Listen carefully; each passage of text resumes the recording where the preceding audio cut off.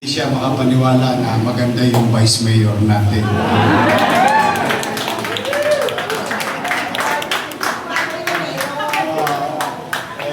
Women's Month ngayon. But I requested Hero to see you.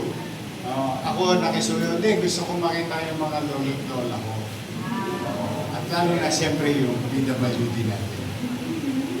Kasi alam niyo naman, pet project ko to noong una ko pang termino. Ever since, kasi ang pamantayan ko, bakit yung mga Hapon kaya pa ng mga lolo't lola nila? Bakit yung mga taga Hong Kong kaya pa ng mga lolo't lola nila? Matitibay din naman yung mga lolo't lola kong Manileño eh.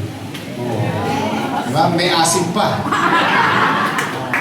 That's why it became a policy of the city government of Manila during under our watch nang binigyan niyo ako ng unang pagkakataon, noong 2019-2020.